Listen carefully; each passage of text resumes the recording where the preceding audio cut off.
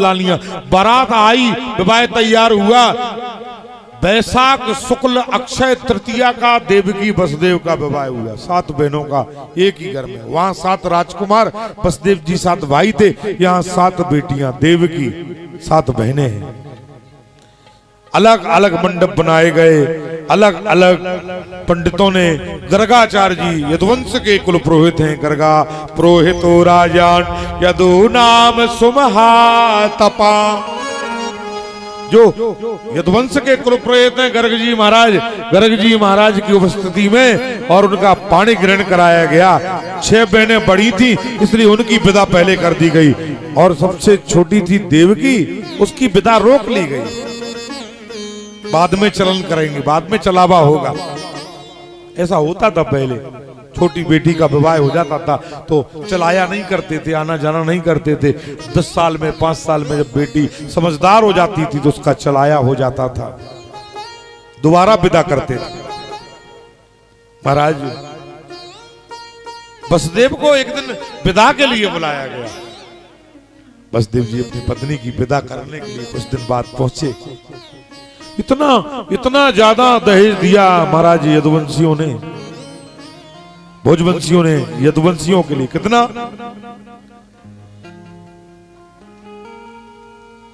महाराज वासुदेव गृहे साक्षात भगवान पुरुषा परा। जिनके यहाँ भगवान साक्षात जन्म लेने वाले हैं, उन देवकी जी के लिए चतुर्शतम जो पारिवाहम गजानम हेम मालिन्यू अस्मा नाम युतम साधम रथानामं तिरुशतशतम। 4000 रथ दिए, चतुर्शतम जो परिवाहम 400 रथ दिए, गजानम हेम माली 1000 हाथी सुंदर सोने चांदी के आभूषणों से सजे हुए, काठियां भरी सोने चांदी से, धन से भरी हुई। गजानाम हेमाल्यम सोने से सजे हुए। अस्वानाम समायुतम उससे दुगने, हाथियों से दुगने घोड़े, 2000 घोड़े दिए दहेज में। अस्मानाम उत्तम साधौ रथानाम 63 और महाराज इतना सोना चांदी मोती हीरे जवाहरात दिए। दासी नाम सुकुमारी नाम 200 समलंकृते 200 सुकुमारी दासियां अलंकारों से सब अलंकृते, 16 श्रृंगार सोने चांदी से लदी बदी।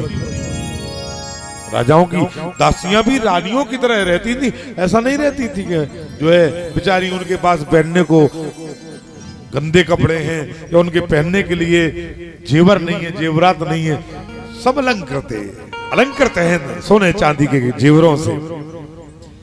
प्रयाण प्रगमे तावत बरबध्यो सममंगलम। और कन्यादान के समय इतना दहेज दिया, एक तिल का पर्वत, एक अन्न का पर्वत, एक चांदी का पर्वत, एक स्वर्ण का पर्वत। पर्वत माने इतना बड़ा होता है, ये नहीं कि हिमालय बराबर पर्वत समझ लो आप लोग। पर्वत का मतलब ये है कि यहां से सामने खड़ा हो जाए आदमी, उस तरफ का आदमी दिखाई ना दे, इतना बड़ा ढेर पर्वत कहलाता है। इतना धन धान दिया, किसी प्रकार से कमी नहीं रखी। और देवकी की विदाई करने को कंस स्वयं रथ पर बैठ करके जा रहा है। तब देवताओं ने कहा कि भगवान का अवतार तो बहुत देर में होगा, क्योंकि जो है कितना प्रेम करता कंस अपनी बहन को। तो आकाशवाणी हुई, क्या कहने लगे देवता, कंस चला जा रहा है रथ लेकर के अपनी बहन का। रास्ते में घोड़े जा रहे हैं, 4 घोड़े नए हैं और रथ चला जा रहा है। कंस स्वयं सारथी बना है, वसुदेव देवकी बैठे हैं उस रथ में। आकाश से देवता क्या कहते हैं, ऐसा तमानुजा वाला कृपणा पुत्र को पमा हंतो ना हर्षति कल्याण निवाम ताम दीन वत्सला अस्या स्वाष्टमो गर्भो। इससे 8वां जो गर्भ होगा वो तेरा मारने वाला तेरा काल होगा।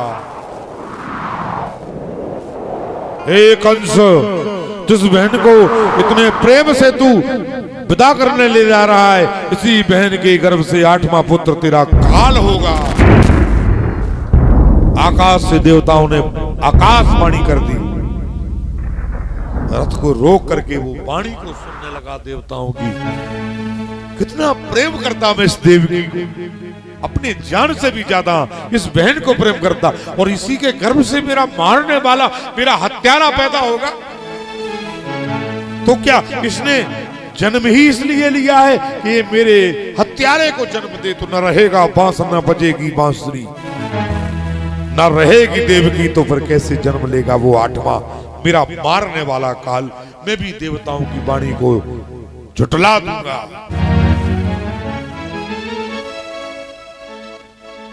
रथ से नीचे उतर पड़ा, तलवार खींच करके, केस पकड़ करके बहन के और काटने को गर्दन हो गया। देवकी को मार डालूंगा। बस देवी कहने लगे, राजन, एक क्षत्रिय को स्त्री के लिए प्रताड़ित करना भी ठीक नहीं है। नारी यत्र पूजन्ते रमन्ते तत्र देवता। जहां नारी की इज्जत होती है उस घर में देवता रहते, रिद्धि सिद्धि रहती। और जिस घर में स्त्री का प्रताड़न किया जाता है उस घर में तो दरिद्रता होती है, व्याधि होती है। इसलिए इसे मत मारो। कहा, बस देव, मेरा तुमसे कोई बैर नहीं, तुम तो मेरे मित्र हो, रिश्तेदार हो, और भी 6 बहनें तुम्हारे घर में हैं मेरी। देवकी को मुझे मारने दो, हट जाओ। नहीं महाराज, ये तुम्हारी बहन नहीं है, अब तुम्हारी बहन बाद में मेरी पत्नी पहले। यदि मारना है तो पहले मुझे मारो, इसके बाद ही आप मेरी पत्नी को, क्योंकि पति अपनी पत्नी का रक्षक होता है। यदि पति अपनी पत्नी का सम्मान नहीं रखेगा तो उसका सम्मान संसार में कोई नहीं रखेगा, कोई नहीं करेगा। यदि पति अपनी पत्नी का सम्मान रखेगा तो सारा घर, सारा समाज, सारा मोहल्ला, सारी बिरादरी उसका सम्मान करेगी। इसलिए पत्नी का सम्मान पुरुष के हाथ है, वो चाहे तो उसका सम्मान रख सकता है। बस देव की तरह इस कथा से हमें यही शिक्षा मिलती है। कथाएं इसलिए सुनाई जाती हैं ताकि समाज को शिक्षा मिले, समाज को ऐसा आचरण करने का मौका मिले जिससे कि हम ऐसा कर सकें। इसलिए कथाएं कराई जाती हैं। कथा से क्रांति, समाज को दिशा मिलती है, और जीवन जीने की कला मनुष्य को कथा से प्राप्त होती है। कथा से परमार्थ, लोक और परलोक दोनों सुधर जाते हैं। इस लोक के लिए भी सुंदर बनाती है और मरने के बाद कथा परलोक को भी सुधार देती है। ऐसी है भगवान की कथा। अहो हरि कथा लोक